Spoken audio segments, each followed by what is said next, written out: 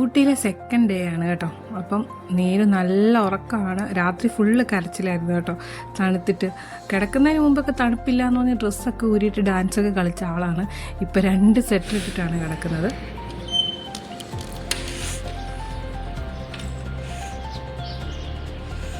ഇപ്പോൾ രാവിലെ ഏകദേശം 7:45 നല്ല തണുപ്പുണ്ട്. ഇവിടെ കുറേ ചെടികളുണ്ട് കേട്ടോ. എല്ലാത്തിലും പൂവും കാണും. നല്ല തണുപ്പാണ്.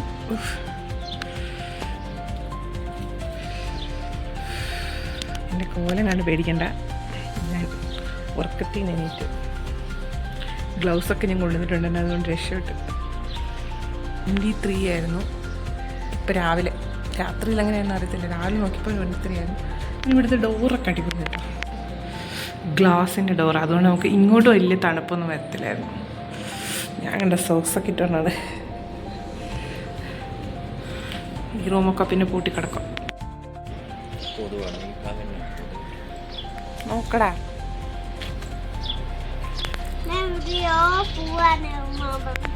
ഇവിടെ വന്നിട്ട് ഒരു ഫോട്ടോഷൂട്ട് പ്ലാൻ ചെയ്തിട്ടുണ്ടായിരുന്നു. അപ്പോൾ ആദ്യം തന്നെ ഞങ്ങൾ കഴിച്ചിട്ട് നേരെ ബോട്ട് ഹൗസിലോട്ട് പോകാമെന്ന് വിചാരിച്ചു. അപ്പോൾ നമുക്ക് ഇവിടെ ബ്രേക്ക്ഫാസ്റ്റ് ഇൻക്ലൂഡഡ് ആയിരുന്നു. അപ്പോൾ ബൊഫേ ആയിരുന്നു.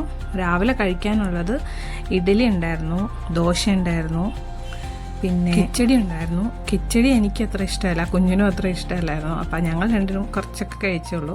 അവൻ ഒട്ടും തന്നെ കഴിച്ചില്ല, അവൻ 2 ഇഡ്ഡലിയേ കഴിച്ചുള്ളൂ. പിന്നെ സാമ്പാറുണ്ടായിരുന്നു. ഇവിടുത്തെ സാമ്പാർ എനിക്ക് ഭയങ്കരമായിട്ട് ഇഷ്ടപ്പെട്ടു. നല്ല ടേസ്റ്റ് ഉണ്ടായിരുന്നു കേട്ടോ. പിന്നെ അതേപോലെ ചട്നി ഉണ്ടായിരുന്നു, ഒരു വട ഉണ്ടായിരുന്നു, പിന്നെ കാപ്പിയോ ചായയോ അതേതാണെന്ന് വെച്ചാൽ അതും കിട്ടുമായിരുന്നു. അപ്പോൾ ഞങ്ങൾ രാവിലെ ബ്രേക്ക്ഫാസ്റ്റൊക്കെ കഴിച്ചിട്ട് നേരെ ഇനി ബോട്ട് ഹൗസിലോട്ടാണ് പോകുന്നത്. അവിടെ ചെന്നിട്ട് ഫോട്ടോ എടുക്കണമെന്നുണ്ട്. കാരണം നേരത്തെ ഞങ്ങൾ വന്നപ്പോൾ അവിടെ നിന്നാണ് ഫോട്ടോ ഒക്കെ എടുത്തത്. ഐ ലവ് ഊട്ടി എന്നൊക്കെയുള്ള ഒരു ബോർഡൊക്കെ വെച്ചിട്ടുണ്ട് അവിടെ നിന്നാണ് ഞങ്ങൾ ഫോട്ടോ എടുത്തത്. ഇത്തവണ കുഞ്ഞിനെയും കൂടെ കൂട്ടിയിട്ട് അവിടെ നിന്നൊരു ഫോട്ടോ എടുക്കണമെന്നുണ്ട്. പിന്നെ അല്ലാതെ തന്നെ അവിടെ ഫോട്ടോഗ്രാഫർമാർ നമുക്ക് ഫോണിലും എടുക്കാം, അല്ലാതെ ഫോട്ടോഗ്രാഫർമാർ നിൽപ്പുണ്ട്.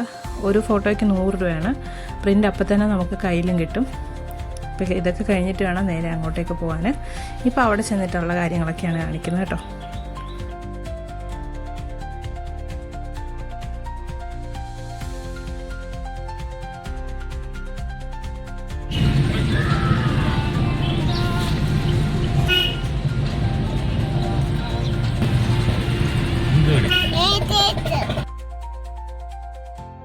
ബോട്ട് ഹൗസിലോട്ട് പോകുന്നത് മാർക്കറ്റിൻ്റെ ഉള്ളിൽ കൂടെയാണ്. അപ്പോൾ അതുകൊണ്ട് തന്നെ നല്ല തിരക്കാണ് മാർക്കറ്റിലെ വണ്ടികളുടെ. അതേപോലെ തന്നെ ഇവിടെ വലിയ റോഡിന് വലിയ വീതിയൊന്നുമില്ല. അപ്പോൾ അതുകൊണ്ട് നല്ല ട്രാഫിക്കൊക്കെയാണ് അങ്ങോട്ട് പോകുന്ന വഴിക്ക്. അപ്പോൾ ബോട്ട് ഹൗസിലെ ടിക്കറ്റ് ഒരാൾക്ക് 25 രൂപയാണ്. ശരിക്കും പറഞ്ഞാൽ ബൊട്ടാണിക്കൽ ഗാർഡനെ അപേക്ഷിച്ച് ഇത് ബെറ്ററായിട്ട് തോന്നി. പിന്നെ പാർക്കിങ്ങിന് എക്സ്ട്രാ പൈസ കൊടുക്കണം. കാറിന് 80 രൂപയാണ് കൊടുത്തത്. നമ്മൾ ബൊട്ടാണിക്കൽ ഗാർഡനിൽ പോയപ്പോൾ ഒരാൾക്ക് 100 രൂപയാണ്. പിന്നെ ഇവിടെ ബോട്ടിങ്ങിന് വേറെ ചാർജാണ്. ഞങ്ങൾ ബോട്ടിങ്ങിനൊന്നും പോയില്ല, കാരണം നമുക്ക് ആർക്കും അതിന് പറ്റിയൊരു സാഹചര്യമല്ല. പുറത്തുനിന്ന് കാണാനേ പറ്റുള്ളൂ. പിന്നെ നേരത്തെ വന്നപ്പോൾ ഞങ്ങൾ ബോട്ടിങ്ങിനൊന്നും പോയില്ല. ഏട്ടനും പേടിയാണ്, എനിക്കും പേടിയാണ്, പിന്നെ എല്ലാവർക്കും പേടിയാണ്. നീന്തലൊന്നും അറിയില്ലാത്തതുകൊണ്ടും വെള്ളം പൊതുവെ പേടിയായതുകൊണ്ടും കുഞ്ഞുള്ളതുകൊണ്ടും പിന്നെ ഞാനിങ്ങനെ ഇരിക്കുന്നതുകൊണ്ടും ഒക്കെ ഞങ്ങൾ അവിടെ തന്നെ നിന്ന് ബോട്ടൊക്കെ കണ്ട് ആസ്വദിച്ചതേ ഉള്ളൂ. പിന്നെ ഉള്ളിൽ കുറേ അഡ്വഞ്ചറസ് ആയിട്ടുള്ള കാര്യങ്ങളൊക്കെ ഉണ്ട്. പിന്നെ കുട്ടികൾക്കുള്ള കളിക്കുന്ന കുറേ ഏരിയാസ് ഉണ്ട്. പിന്നെ അതിന് ഓരോന്നിനും എക്സ്ട്രാ പൈസയാണ്. അപ്പോൾ ഞങ്ങൾ ഫോട്ടോ വന്ന പാടെ എടുത്തു, കാരണം പിന്നെ നടക്കത്തില്ല എന്നറിയാം, വെയിൽ കൂടുകയാണ്. അപ്പോൾ ഫോട്ടോയൊക്കെ എടുത്ത് അതിൻ്റെ പ്രിൻ്റൊക്കെ കിട്ടി. നീരുവിന് ബോട്ട് കണ്ടപ്പോൾ ബോട്ടിൽ പോകണമെന്ന് പറഞ്ഞ് നല്ല ബഹളമായിരുന്നു. പിന്നെ പോകാമെന്നൊക്കെ പറഞ്ഞ് ഒരു വിധത്തിൽ സമാധാനിപ്പിച്ച് അവനെ ഞങ്ങൾ പ്ലേ ഏരിയയിലോട്ട് കൊണ്ടുപോയി. അവിടെ കുറച്ച് സാധനത്തിലൊക്കെ കയറ്റി, കാരണം അവിടെ എല്ലാത്തിലും ഫീസുണ്ട്. പിന്നെ ചുമ്മാ വെറുതെ കയറിയിരിക്കാൻ ഫീസൊന്നും വേണ്ടല്ലോ. വെറുതെ അവനെ കയറ്റി ഇരുത്തിയിട്ട് ഞങ്ങൾ അങ്ങനെ ആ സൈഡിൽ ഒരു പുതിയതായിട്ടൊരു പാലം പണിതിട്ടിട്ട് അവിടെ നിന്ന് ഫോട്ടോസൊക്കെ എടുക്കാം അങ്ങോട്ടേക്ക് പോയി. മാളുകളിലൊക്കെ കാണുന്ന പോലെ ഇതിനൊക്കെ പ്രത്യേകം ഫീസുകളാണ്. നമ്മൾ ലുലു മാളിൽ കാണുന്ന അതേ റൈഡൊക്കെ തന്നെയാണ് ഇതും. പിന്നെ കാർ റേസിംഗ് ഒക്കെ ഉണ്ട്. അത് നമ്മൾ 5 വയസ്സിന് മുകളിലോട്ടുള്ള കുട്ടികളെയൊക്കെ കയറ്റുള്ളൂ. അപ്പോൾ അതിലിവനെ വലിയ ആരെങ്കിലും ഒരാളെ കൂടെ കയറ്റാമെന്ന് വിചാരിച്ചപ്പോൾ അവനെ കയറ്റത്തില്ല എന്ന് പറഞ്ഞു. അപ്പോൾ ഞങ്ങൾ പിന്നെ അത് ഉപേക്ഷിച്ചിട്ട് നേരെ ഇങ്ങോട്ട് വന്നു. ഇതിപ്പോൾ പുതിയതായിട്ട് വന്നാന്ന് തോന്നുന്നു. ഇവിടെ നിന്നാൽ നല്ല വ്യൂ ആണ്, ഫോട്ടോസൊക്കെ എടുക്കാനായിട്ട് പറ്റും. കപ്പിൾ ഫോട്ടോ ഒക്കെ എടുക്കാൻ അടിപൊളിയാണ്. അതുപോലെ ഹോഴ്സ് റൈഡിംഗ് ഉണ്ട് ഇവിടെ. ഹോഴ്സ് റൈഡിങ്ങിൻ്റെ റേറ്റൊക്കെ ഇതാണ് 125, 250 full round, double round 500. Fixed പ്രൈസാണ്, ഒന്നും കുറയ്ക്കത്തൊന്നുമില്ല. പിന്നെ മെയിനായിട്ട് അവിടെയാണെങ്കിൽ ഹൊറർ മൂവീസിൻ്റെ ഒരു സെക്ഷനുണ്ട്, അതൊക്കെ ഇഷ്ടമുള്ളവർക്ക് പോയി കാണാവുന്നതാണ്. അപ്പോൾ ഞങ്ങൾ അവിടുന്ന് നേരെ ഗൂഗിളിൽ നോക്കിയിട്ട് വേറൊരു അമ്പലം കണ്ടു. മുരുകൻ്റെ ഒരു അമ്പലമാണ്, നല്ല കയറ്റമാണ്. അപ്പോൾ ഞങ്ങൾ അവിടേക്ക് പോകാമെന്ന് വിചാരിച്ചു. ഗൂഗിളിൽ നോക്കുമ്പോൾ നമുക്ക് എന്നെ അറിയാം, അത് ഏറ്റവും ടോപ്പിലാണ് ആ ഒരു മുരുകൻ്റെ ക്ഷേത്രം ഇരിക്കുന്നത്. അവിടെ വലിയൊരു മുരുകൻ്റെ ശില്പം ഉണ്ടെന്നൊക്കെ നമുക്ക് ഗൂഗിളിൽ നോക്കിയിട്ട് അറിയാൻ പറ്റും. അങ്ങനെ ഗൂഗിളിൽ സെർച്ച് ചെയ്തിട്ടാണ് ഞങ്ങൾ ഇങ്ങനെ ഒരു സ്ഥലം കണ്ടുപിടിച്ചത്. കാരണം നേരത്തെ ഒന്നും നമ്മളിവിടെ വന്നിട്ടില്ല. പക്ഷേ ആദ്യ സമയത്ത് ഞങ്ങൾ ആദ്യമായിട്ട് ഊട്ടി വന്ന സമയത്ത്, കല്യാണം കഴിഞ്ഞ ടൈമിൽ വന്നപ്പോൾ ഈ മുരുകൻ്റെ ടെമ്പിളിൻ്റെ അടുത്താണ് ഞങ്ങൾ താമസിച്ചത്. പക്ഷേ അത് ഞങ്ങൾക്ക് ഇപ്പോഴാണ് മനസ്സിലായത്. അപ്പോൾ ഇതാണ് ആ ടെമ്പിൾ വരുന്നത്. കുറച്ച് ഒരുപാട് സ്റ്റെപ്പൊന്നുമില്ല, എന്നാലും അത്യാവശ്യം കയറാനൊക്കെ ഉണ്ട്. ഉള്ളിൽ ചെന്നാൽ നല്ലൊരു ഒരു അന്തരീക്ഷമാണ് അവിടെ. അപ്പോൾ പോകാൻ പറ്റുന്നവരൊക്കെ മാക്സിമം പോകാം. നമ്മളെപ്പോഴും ഊട്ടി വന്നാലും ബൊട്ടാണിക്കൽ ഗാർഡൻ, തൊട്ടപ്പേട്ട അങ്ങനെയുള്ള സ്ഥലങ്ങളിലൊക്കെയാണല്ലോ പോകുന്നത്. അപ്പോൾ ഇത് പോകാത്തവർക്ക് പോകാനൊരു നല്ല എക്സ്പീരിയൻസ് ആണ്. വൈകിട്ട് 5 മണി വരെയാണ് ഇവിടെ നട തുറന്നിട്ടുള്ളത്, രാവിലെ തൊട്ട്. അപ്പോൾ ഞങ്ങൾ ചെന്നപ്പോൾ തന്നെ 11:30, 12 മണിയൊക്കെ ആയി. പക്ഷെ അപ്പോഴും നടയൊക്കെ തുറന്നിട്ടുണ്ടായിരുന്നു. മുകളിൽ നിന്നുള്ളൊരു വ്യൂ ആണിത്. കാണുമ്പോൾ തന്നെ നമുക്ക് മനസ്സിലാവില്ല എത്ര മനോഹരമാണെന്നിത്. വലിയൊരു ശില്പമാണ് മുരുകൻ്റേത്. ഇതിൻ്റെ താഴെ നിന്നാലായിട്ട് നമുക്ക് നല്ല തണുപ്പാണ്. പിന്നെ ഈ അമ്പലത്തിൻ്റെ അപ്പുറത്തെ സൈഡൊക്കെ ഫുള്ള് ഫോറസ്റ്റ് ഏരിയയാണ്, മുകളിലും എല്ലാം. അപ്പോൾ അതുകൊണ്ട് തന്നെ നമുക്ക് അങ്ങോട്ടൊന്നും അലൗഡ് അല്ല. അവിടെ ബോർഡൊക്കെ വെച്ചിട്ടുണ്ട്, ഫോറസ്റ്റ് ഏരിയയാണ്, ആരും കയറാൻ പാടില്ല എന്നൊക്കെ ബോർഡ് വെച്ചിട്ടുണ്ട്. പിന്നെ ശരിക്കും പറഞ്ഞാൽ ഈ ഒരു അമ്പലത്തിൽ വന്നത് നല്ലൊരു എക്സ്പീരിയൻസ് ആണ്. നമ്മൾ ചെരുപ്പൊക്കെ താഴെ ഊരി വെച്ചിട്ട് കയറുന്നതുകൊണ്ട് തന്നെ ഓരോ ചവിട്ടുമ്പോഴും നമുക്ക് ഓരോ പടി ഇങ്ങനെ കാല് വെക്കുമ്പോഴും നമുക്ക് നല്ല തണുപ്പാണ് ഫീൽ ചെയ്യുന്നത്. പ്രത്യേകിച്ച് മുരുകൻ്റെ ശില്പത്തിന് താഴെയായിട്ട് നമ്മൾ കാല് നമുക്ക് വെക്കാനേ പറ്റത്തില്ല, അതുപോലെ തണുപ്പാണ്. നമ്മൾ ഐസ് കട്ടയിലൊക്കെ കാല് വെക്കുന്ന ആ ഒരു ഫീലാണ്. പിന്നെ സൈഡിലായിട്ട് ഇതേപോലെ തന്നെ ശിവൻ്റെ ഒരു അമ്പലം വരുന്നുണ്ട്. ഇതാണ് സൈഡ് വഴി നമുക്കിങ്ങനെ താഴേക്ക് പോകാനായിട്ടുള്ള വഴി. കയറി വരുമ്പോൾ നമുക്ക് സ്റ്റെപ്പിൽ കൂടെ വരാം, തിരിച്ചും സ്റ്റെപ്പിൽ കൂടെ ഇറങ്ങി പോവാം. പിന്നെ ഇവിടെ പോലെ നല്ല നീരുറവയൊക്കെ വരുന്നുണ്ട്. കാരണം ഏറ്റവും ടോപ്പാണ് ഈ അമ്പലം വരുന്നത്. അപ്പോൾ അതുകൊണ്ട് തന്നെ നീരുറവയും പാറയും തണുപ്പും അതേപോലെ കാടും എല്ലാ ഫീലിങ്ങും കൂടെ ഒരുമിച്ച് വരുന്നൊരു അന്തരീക്ഷമാണ്. രാവിലെയൊക്കെ വന്നാൽ കുറച്ചും കൂടി ബെറ്റർ ആയിരിക്കും, തണുപ്പ് കാണും നല്ലവണ്ണം. ഞങ്ങൾ 12 മണിക്ക് വന്നിട്ട് ഈ തണുപ്പാണെങ്കിൽ രാവിലെ വരുമ്പോൾ എന്തായിരിക്കും എന്ന് അവസ്ഥ ആലോചിച്ച് വെക്കാമല്ലോ. അപ്പോൾ ഇതാണ് സൈഡിൽ നിന്നുള്ളൊരു വ്യൂ. സ്റ്റെപ്പ് ഇങ്ങനെ കയറി ഏറ്റവും മുകളിൽ മുരുകൻ്റെ ഒരു സ്റ്റാച്ചു കാണാം. അപ്പോൾ ഇവിടെ മാക്സിമം വരാൻ പറ്റുന്നവർക്കൊക്കെ വന്ന് എക്സ്പീരിയൻസ് ചെയ്യാം. കാരണം അവിടുന്ന് വലിയ ദൂരമൊന്നുമില്ല. എപ്പോഴും പോകുന്ന സ്ഥലങ്ങളിലെക്കാട്ടി കുറച്ചുകൂടി ബെറ്റർ ആയിരിക്കും. ഉച്ചയ്ക്ക് ഞങ്ങൾക്ക് വെക്കേറ്റ് ചെയ്യേണ്ട സമയമായിരുന്നു. അപ്പോൾ നേരെ ഞങ്ങൾ ഹോട്ടലിലോട്ട് തന്നെ പോയി, അമ്പലത്തിൽ നിന്ന്. അവിടെ ചെന്ന് ഊണൊക്കെ കഴിച്ചിട്ട് വെക്കേറ്റ് ചെയ്യാമെന്ന് വിചാരിച്ചു. നേരെ ചെന്ന വഴി തന്നെ ഞങ്ങൾ ഊണ് കഴിക്കാൻ കറക്റ്റ് സമയമായിരുന്നു, 2 മണി ആവാറായി. അപ്പം ഞങ്ങൾ നേരെ കഴിക്കാനായിട്ട് കയറി. പൊന്നിയേരി ചോറും അതേപോലെ തന്നെ ഉരുളക്കിഴങ്ങ് മെഴുക്കുവരട്ടി, ഇവിടെ ഉരുളക്കിഴങ്ങ് പൊരിയൽ എന്നൊക്കെ പറയും, അതുണ്ടായിരുന്നു. പിന്നെ നല്ല സാമ്പാറുണ്ടായിരുന്നു. എനിക്കിവിടുത്തെ സാമ്പാർ ഞാൻ പറഞ്ഞല്ലോ, എനിക്ക് ഭയങ്കര ഇഷ്ടമാണ്. അതേപോലെ പരിപ്പും ക്യാബേജും കൂടി ഇട്ടൊരു കറി ഉണ്ടായിരുന്നു, അച്ചാറുണ്ടായിരുന്നു, പപ്പടം ഉണ്ടായിരുന്നു. ഇവിടെ അപ്പളം എന്ന് പറയും, അതുണ്ടായിരുന്നു. പിന്നെ പച്ചമോരുണ്ടായിരുന്നു, രസം ഉണ്ടായിരുന്നു. ഇതൊക്കെയാണ് കൂട്ടാൻ. എനിക്ക് നല്ല ഇഷ്ടപ്പെട്ടു ഊണ്.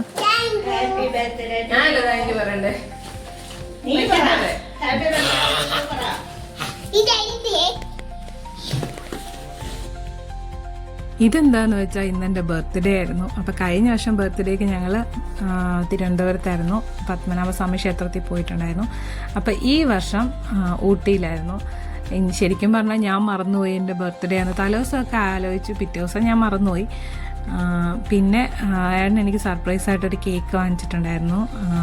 അനിയനും അനിയത്തിയും കൂടെ ഉള്ളതുകൊണ്ട് അവരെ വിട്ട് വാങ്ങിപ്പിച്ചുകൊണ്ട് തന്നെ ഞാൻ സത്യം പറഞ്ഞാൽ ഇത് പ്രതീക്ഷിച്ചില്ല കേക്ക് വാങ്ങിക്കുമെന്നൊന്നും.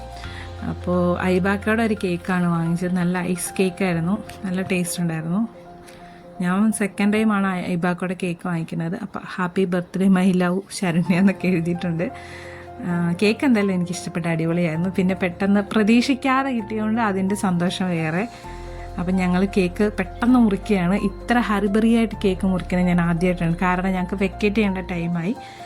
അപ്പോൾ അതുകൊണ്ട് തന്നെ പെട്ടെന്ന് കേക്ക് മുറിച്ചിട്ട് പോകാമെന്നുള്ള ഒരു പ്ലാനിലാണ്. പോകുന്ന വഴിക്ക് കേക്ക് മുറിക്കാമെന്ന് വിചാരിച്ചു. പക്ഷേ ഐസ് കേക്ക് ആയതുകൊണ്ട് നമുക്ക് വിശ്വസിക്കാൻ പറ്റത്തില്ല. അതുകൊണ്ട് തന്നെ പെട്ടെന്ന് കേക്ക് മുറിച്ചിട്ട് പോകാമെന്ന് വിചാരിച്ചു. കേക്കൊക്കെ വെറുതെ എല്ലാം ഒന്ന് കട്ട് ചെയ്ത് എല്ലാവർക്കും ഒന്ന് കൊടുത്തിട്ട് അങ്ങനെ എടുത്ത് വെച്ചിട്ട് പിന്നെ കാറിൽ പോയിരുന്നാണ് ബാക്കി കഴിച്ചത്. സത്യം പറഞ്ഞാൽ ഇങ്ങനെ കേക്ക് കഴിക്കുന്ന ആദ്യമായിട്ടാണ്. ഒട്ടും ആസ്വദിച്ചൊന്നുമല്ല കേക്ക് കഴിച്ചത്. ഓൾറെഡി ഐസ് കേക്കാണ്ട് അലിഞ്ഞു പോകുമെന്നുള്ളൊരു ടെൻഷൻ ഉണ്ടായിരുന്നു. പിന്നെ സമയമില്ല, റൂം വെക്കേറ്റ് ചെയ്യേണ്ട ടൈമായി. അപ്പോൾ ഇതൊക്കെ കൊണ്ട് തന്നെ പെട്ടെന്ന് കേക്ക് മുറിച്ച് പരിപാടി തീർത്തിട്ട് ഞങ്ങളിനി അടുത്ത് പോകുന്നത് തൊട്ടപ്പേട്ടയിലേട്ടാണ്. അപ്പം ഇനിയിപ്പോൾ റൂം വെക്കേറ്റ് ചെയ്യുന്നതിൻ്റെ കുറച്ച് പ്രോസസ്സുണ്ട്. വലിയ പ്രോസസ്സൊന്നുമില്ല, നമ്മൾ ഓൾറെഡി വന്നപ്പോൾ തന്നെ നമ്മൾ പൈസയൊക്കെ കൊടുത്തോണ്ട് വലിയ പ്രോസസ്സൊന്നുമില്ല, കീ ഒക്കെ കൊടുത്താൽ മതി. തൊട്ടപ്പേട്ടയിലോട്ടാണ് ഇനിയുള്ള യാത്ര. അപ്പോൾ അത് 2ാം തവണയാണ് ഞാൻ പോകുന്നത്. ഏട്ടനൊക്കെ കുറേ തവണ പോയിട്ടുണ്ട്. ഞാൻ ഫസ്റ്റ് ടൈം പോകുമ്പോൾ കുഞ്ഞ് ഭയങ്കര ചെറുതായിരുന്നു. അപ്പോൾ അതുകൊണ്ട് പിന്നെ അതേപോലെ കോടമഞ്ഞും ഭയങ്കര ഇറങ്ങിയോണ്ട് ഞങ്ങൾ അങ്ങനെ ആസ്വദിച്ചൊന്നുമില്ല, പെട്ടെന്ന് തന്നെ അവിടെ നിന്ന് പോകുന്നു. അപ്പോൾ ഇനി അങ്ങോട്ടുള്ള യാത്രയാണ്. തൊട്ടപ്പേട്ട നമുക്ക് അവിടുന്ന് മാപ്പിട്ടാൽ പെട്ടെന്ന് പോകാനായിട്ട് പറ്റും. ആ സമയത്തൊക്കെ ഫസ്റ്റ് ടൈം വരുന്ന സമയത്തൊക്കെ ഇവിടെ റോഡ് പണിയൊക്കെ നടക്കായിരുന്നു. ഇപ്പോൾ 1 വേ ഒക്കെ ആക്കിയിട്ടുണ്ട്. പിന്നെ നല്ല വളവും തിരിവും, റോഡൊക്കെ അടിപൊളിയാണ്. പക്ഷെ കയറ്റവും പിന്നെ 2 സൈഡിൽ ഇങ്ങനെ മരങ്ങളും ഭയങ്കര ഭംഗിയാണ് കാണാൻ, ആസ്വദിക്കാനൊക്കെ ഭയങ്കര ഭംഗിയാണ്. കാരണം ഈ യൂക്കാലിപ്സിൻ്റെ മരങ്ങളൊക്കെയാണ് 2 സൈഡിലും. ഇത് ഫോറസ്റ്റിൻ്റെ ഉള്ളിൽ കൂടെയാണ് നമ്മൾ പോകുന്നത്. ഇതിൻ്റെ ഉള്ളിലൊന്നും കയറാനുള്ള അനുമതിയൊന്നും നമുക്കില്ല. കുറേ പേരൊക്കെ വണ്ടി നിർത്തി കയറുന്നുണ്ട്, പക്ഷെ അതൊക്കെ അവർ കണ്ടു കഴിഞ്ഞാൽ നമുക്ക് പിഴയൊക്കെ ഈടാക്കും. അതൊന്നും ചെയ്യാൻ പാടില്ല. പിന്നെ നമ്മുടെ വണ്ടിയുടെ നമ്പറും അവിടെ സ്കാൻ ചെയ്യുന്നുണ്ട്. പിന്നെ അതേപോലെ തന്നെ നമ്മളെ എത്ര പേരുണ്ടെന്നുള്ളതും പിന്നെ അതേപോലെ തന്നെ 50 രൂപ ഫീസൊക്കെ നമ്മുടെ കയ്യിൽ നിന്ന് വാങ്ങിക്കുന്നുണ്ട്. പാർക്കിങ്ങിന് താഴെ തന്നെ വാങ്ങിക്കുന്നുണ്ട്. അതുകൊണ്ട് മുകളിലൊന്നും നമ്മൾ പൈസ കൊടുക്കണ്ട. ഇതാണ് തൊട്ടപ്പേട്ടയിലോട്ട് പോകുന്ന വഴി. 2 സൈഡിലും കുറേ കടകളൊക്കെ കാണാം. പിന്നെ പൊതുവെ ഇവിടുത്തെ കടകളിൽ കുറച്ച് വില കൂടുതലായിരിക്കും. കാരണം അത്ര ദൂരം വന്നവർ കച്ചവടം ചെയ്യുന്നതുകൊണ്ട് അതിൻ്റെ പൈസ അവർ അതിൽ നിന്ന് ഈടാക്കുന്നുണ്ട്. അപ്പോൾ സാധനം വാങ്ങിക്കുന്നവർ ഒന്ന് ശ്രദ്ധിച്ചാൽ ഇതിൽ കുറച്ചുകൂടെ കുറവിൽ നമുക്ക് താഴെ നിന്ന് വാങ്ങിക്കാൻ പറ്റും. ഇവിടെ വന്നാൽ കുറച്ച് കൂടുതൽ പൈസ ആവും. എന്തിന്? കാരണം അവരവിടുന്ന് കച്ചവടക്കാർ അത്ര ദൂരെ വന്ന് ഈ മലയുടെ മുകളിൽ വന്നിരുന്ന് കച്ചവടം ചെയ്യുന്നതുകൊണ്ടാണ് അവർ പൈസ എടുക്കുന്നത്. അപ്പോൾ ഇതിൻ്റെ മുകളിലൊരു വ്യൂ ഉണ്ട്. അവിടെ നിന്നാൽ നമുക്ക് ഊട്ടിയുടെ വ്യൂവും അതേപോലെ കുന്നൂരിൻ്റെ വ്യൂ ഒക്കെ കാണാനായിട്ട് പറ്റും. ഒരു സൈഡിൽ ഊട്ടിയുടെ വ്യൂ കാണാം, ഒരു സൈഡിൽ കുന്നൂരിൻ്റെ വ്യൂ കാണാം. അതും മുകളിൽ കയറിയിട്ട് നമുക്ക് കാണാവുന്നതാണ്. അതൊരു വ്യൂ പോയിൻ്റാണ്.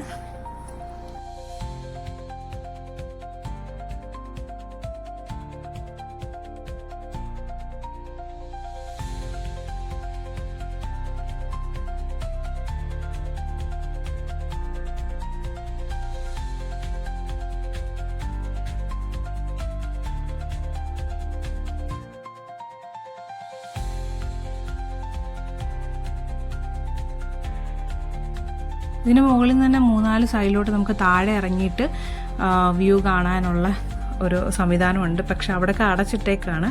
നിലവിൽ ഒരെണ്ണമാണ് ഇപ്പോൾ തുറന്നിട്ടേക്കുന്നത്. അപ്പോൾ ഞാനിവിടെ നേരത്തെ വന്നിട്ടില്ലാത്തതുകൊണ്ട് ഞാൻ അവിടെ പോയി നോക്കാമെന്ന് വിചാരിച്ചു. അങ്ങനെ ഞങ്ങൾ ചെറുതായിട്ടൊന്ന് നടന്ന് അവിടെ എത്തി. അവിടെ കുറേ പേരൊക്കെ ഉണ്ടായിരുന്നു. അപ്പോൾ അമ്മ പറഞ്ഞത് നേരത്തെ ഇങ്ങനെയല്ലായിരുന്നു, മണ്ണൊക്കെ ഉണ്ടായിരുന്നു. അപ്പം അതൊക്കെ ഒലിച്ചു പോയിട്ട് ഇപ്പോൾ കല്ല് മാത്രമുള്ളൂ അവിടെ. പിന്നെ ഫുള്ള് കെട്ടി വെച്ചേക്കാണ്. സംരക്ഷണ വലകളൊക്കെ ഉണ്ട്. അപ്പോൾ അങ്ങോട്ടൊന്നും പോകാൻ പറ്റത്തില്ല. നമുക്ക് അവിടെ നിന്ന് ജസ്റ്റ് കാണാം, ഫോട്ടോസൊക്കെ എടുക്കാം, അത്രേ ഉള്ളൂ. തൊട്ടപ്പേട്ടയിൽ നിന്ന് നേരെ നമ്മൾ പൈക്കാര വാട്ടർഫോൾസിലോട്ട് പോകാമെന്നായിരുന്നു വിചാരിച്ചത്. പക്ഷെ അവിടെ 5 മണിക്ക് ക്ലോസിംഗ് ആണ്. അപ്പോൾ അതുകൊണ്ട് തന്നെ നമ്മൾ പോയാലും അവിടെ കയറാനായിട്ട് പറ്റത്തില്ല. അപ്പോൾ ഞങ്ങൾ ഓർത്ത് നേരെ ഇനി വീട്ടിലോട്ട് തന്നെ പോകാം. ഒരുപാട് ഇരുട്ടുന്നതിന് മുന്നേ നമുക്ക് മല ഇറങ്ങുകയും ചെയ്യാം എന്നുള്ളൊരു മൈൻഡ് സെറ്റിലായി. അങ്ങനെ ഞങ്ങൾ തിരിച്ച് കോത്തഗിരി വഴിയാണ് വന്നത്. കാരണം തൊട്ടപ്പേട്ട പൈക്കാര ആ ഒരു റൂട്ടിൽ നിന്ന് നമ്മൾ വീണ്ടും ഊട്ടി ടൗണിൽ ചെന്നിട്ട് കുന്നൂർ വഴി ഇറങ്ങുന്നത് കിലോമീറ്റർ കൂടുതലാണ്. അപ്പോൾ അങ്ങനെ ഇറങ്ങേണ്ടവർക്ക് ഇറങ്ങാം. പക്ഷേ കോത്തഗിരിയും നല്ല വഴിയാണ്. പിന്നെ അധികം മറ്റേ വഴി പോലെ ഓവറായിട്ട് വണ്ടികളൊന്നും കാണത്തില്ല നൈറ്റൊക്കെ. എന്നാലും വലിയ വലിയ വണ്ടികളൊക്കെ പോകുന്നുണ്ട്. പക്ഷെ നല്ല റൂട്ടാണ്, നല്ല റോഡൊക്കെയാണ്, വളവും തിരിവൊക്കെയാണ്, 2 സൈഡിലും കാടൊക്കെയാണ്. എന്നാലും നമുക്ക് ബെറ്ററാണ്. കിലോമീറ്റർ വെച്ച് നോക്കുമ്പോൾ നമുക്ക് ബെറ്ററാണ്. അങ്ങോട്ട് പോകുമ്പോൾ മേട്ടുപ്പാളയം അതേപോലെ കുന്നൂർ ഊട്ടി അങ്ങനെയാണെങ്കിൽ, ഇങ്ങോട്ട് വരുമ്പോൾ നമ്മൾ ഇത് കോത്തഗിരി വഴി നമ്മൾ മേട്ടുപ്പാളയത്തോട്ട് ഇറങ്ങുകയാണ്. അപ്പോൾ വരുന്ന വഴിക്ക് ഞങ്ങൾ കുറേ കാട്ടുപോത്തിനെയൊക്കെ കണ്ടു. പിന്നെ ഇടയ്ക്കൊന്ന് ചായ കുടിക്കാനായിട്ട് നിർത്തിയായിരുന്നു. പിന്നെ ചെറുതായിട്ട് തണുപ്പൊക്കെ ഇറങ്ങുന്ന സമയത്ത് തുടങ്ങി.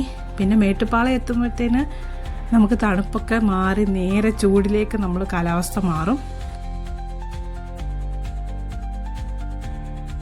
കോത്തഗിരി വലിയൊരു ടൗണാണ്. വലിയതെന്ന് വെച്ചാൽ നമ്മുടെ ഇവിടുത്തെ വലിയ ടൗൺ പോലെയല്ല, അവർക്കത് വലിയ ടൗണാണ്. അത്യാവശ്യം കടകളും സൗകര്യങ്ങളൊക്കെ ഉള്ള ടൗണാണ്. പക്ഷെ ആ ഒരു ടൗണിൽ നമ്മൾ പാർക്കിങ്ങിനൊക്കെ ഭയങ്കര ബുദ്ധിമുട്ടാണ്. വഴി വളരെ ചെറിയ വഴിയാണ്, വീതി കുറഞ്ഞ വഴിയാണ്. അപ്പോൾ പാർക്കിംഗ് ഒക്കെ ഭയങ്കര ബുദ്ധിമുട്ടാണ്. പിന്നെ അവിടെ തന്നെ നമുക്ക് ചായ കുടിക്കണമെങ്കിലൊക്കെ കോത്തഗിരിയിൽ ഇറങ്ങിയിട്ട് നമുക്ക് കുടിക്കാനായിട്ട് പറ്റും. പിന്നെ തമിഴ്നാട് ഗവൺമെൻറ്റിൻ്റെ ബസ്സൊക്കെ ഊട്ടിക്കുള്ളത് കോത്തഗിരി വഴി പോകുന്നതും ഒക്കെ ഉണ്ട്. പിന്നെ അവിടെ തന്നെയുള്ള ചെറിയ റൂട്ടുകളിലേക്കുള്ള ബസ്സുകളൊക്കെ ആ സമയത്ത് കാണാനായിട്ട് പറ്റും. അപ്പോൾ കോത്തഗിരി വഴി വരുമ്പോൾ മെയിനായിട്ട് നമുക്ക് കാണാൻ പറ്റുന്ന തേയിലത്തോട്ടങ്ങളാണ്. അതേപോലെ തേയിലത്തൊഴിലാളികളെ ലേത്ത് അങ്ങനെയൊക്കെയുള്ള സ്ഥലങ്ങൾ കാണാനായിട്ട് പറ്റും. അപ്പോൾ ഇതാണ് കോത്തഗിരി ടൗൺ എന്ന് പറയുന്നത്. അത്യാവശ്യം നല്ല വലിയ ടൗണാണ്, കുറേ വീടുകളൊക്കെ ഉള്ളതാണ്. അപ്പോൾ നമുക്ക് ഈ ഊട്ടി വരുമ്പോൾ മെയിൻ വ്യൂ ആണല്ലോ ഇങ്ങനെ വലിയ മരയുടെ മുകളിൽ ഇങ്ങനെ കുറേ വീടുകൾ ഇങ്ങനെ അടുക്കി വെച്ചിരിക്കുന്ന പോലെ ആ ഒരു ഫീല്. അപ്പോൾ അത് നമുക്ക് ഇവിടെ വരുമ്പോഴും കാണാനായിട്ട് പറ്റും. ഇത് കോത്തഗിരി ബസ് സ്റ്റാൻഡാണ്.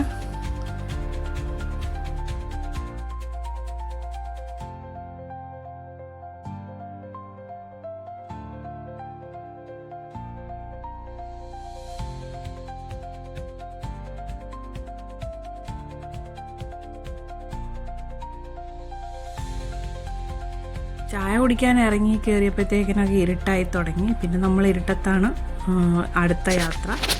പക്ഷെ പേടിക്കാനൊന്നുമില്ല. വന്യമൃഗങ്ങളൊക്കെ ക്രോസിങ് ഉണ്ടെന്നൊക്കെ അവിടെ എഴുതി വെച്ചിട്ടുണ്ടെങ്കിലും അങ്ങനെ വലിയ പ്രശ്നമൊന്നുമില്ല റോഡിൽ.